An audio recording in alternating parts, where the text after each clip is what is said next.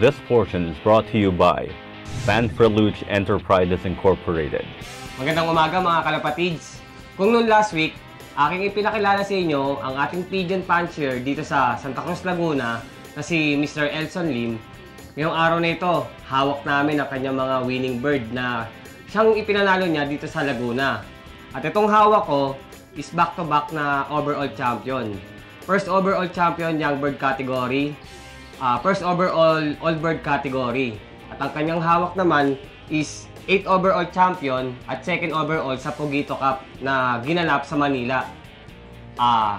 Kalapatids Elson, pwede mo bang i-share sa ating mga manonood kung paano ba natin na-achieve yung ganitong winning na nangyari sa iyong mga alaga?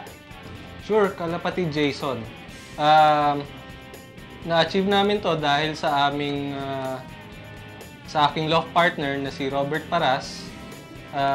Tara kalapatids, samahan nyo kami sa aming breeding loft.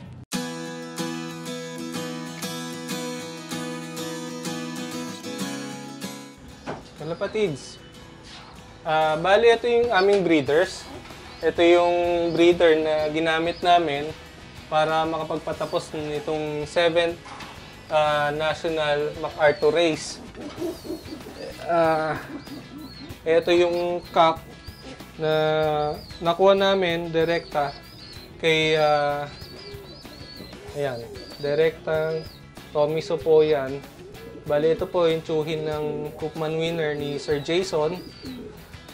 Tapos nakapare siya sa linyada ni 88 na tinatawag namin si Pilay. Kasi nakuha namin siya Pilay. Ito po naman yung mismong tumapos ng MacArthur. Ayan, tawag naman namin sa kanya ay si Lady Mac.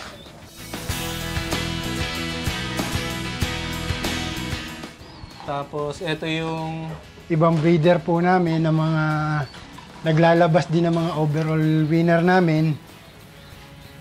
Ito po yung linyada ng ibon na namin na nanalo sa PSU na 2nd Pugito Cup winner po.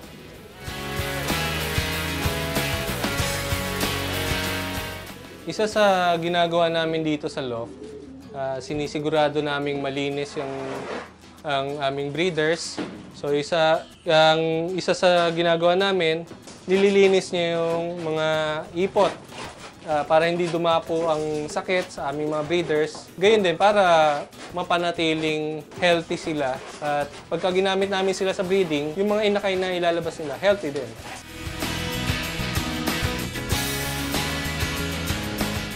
Ayan, kalapatids. Bale, sana may natutunan kayo kung sa pagmamanage ng loft.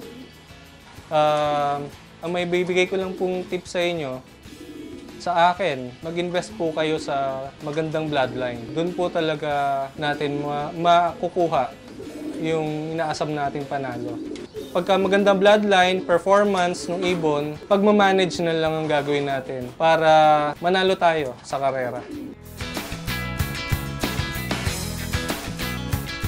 Isa na naman dagdag kaalaman ng ating natutunan sa ating kalapatids na si Mr. Elson Lim. Abangan niyo po kami sa iba't ibang lugar na aming pupuntahan para kilalanin ang mga pigeon punchers. Para sa mga taga-Kalibo Aklan, magkita-kita po tayo. Hatid ng Fanfreluche Enterprises.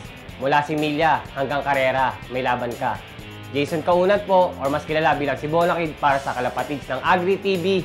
Hayop ang galing! This portion was brought to you by Fanfreluche Enterprises Incorporated. Para kilalanin ang mga pigeon punchers. Para sa mga taga-Kalibo Aklan, magkita-kita po tayo. Hatid ng Fanfreluche Enterprises. Mula Similya hanggang Carrera, may laban ka. Jason Kaunat po, or mas kilala bilang si Bonakid para sa kalapatids ng Agri TV. Hayop ang galing! This portion was brought to you by Fanfreluche Enterprises Incorporated.